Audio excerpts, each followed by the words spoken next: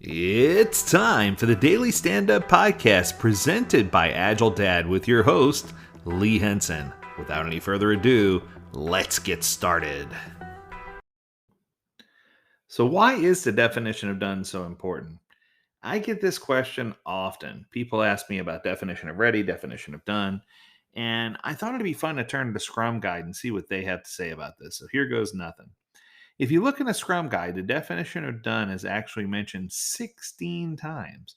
The question is, how important is the definition of done, and how big is the impact on the product increment that we're about to release if we do or don't have this?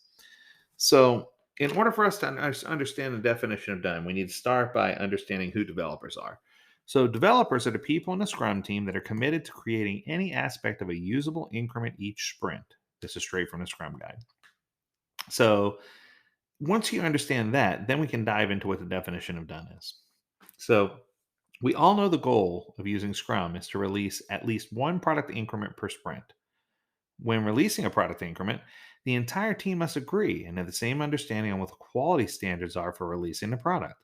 In other words, definition of done is a standard requirement documentation created and approved by the Scrum team to ensure product quality at the time of release.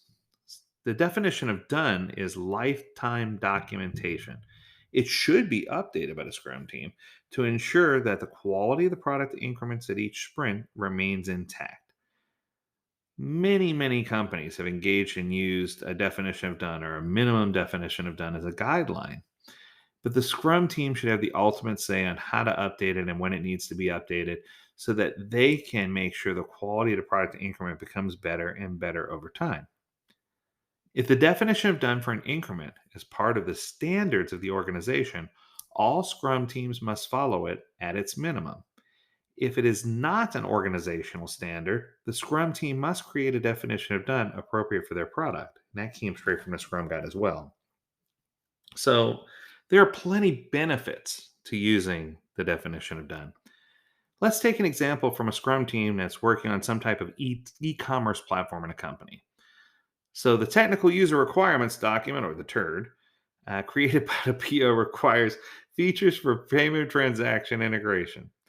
In a document or a backlog, only the features needed are written.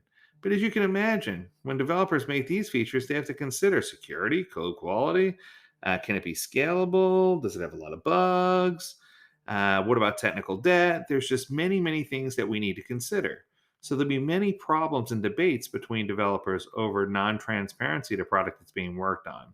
With this definition of done, everyone on the team could have the same understanding of the quality of product increments that'll be released if we took all those things into consideration. So I think the key here is to keep this short and sweet, that it's important for us to understand why the definition of done is important, what it provides, how it adds value, and what we can do as a team to make sure that we understand the definition of done and that we're promoting a definition of done and a definition of ready within our organization. That's going to do it for now. If you have questions about the definition of done, we're going to keep this one short and sweet. Happy hump day.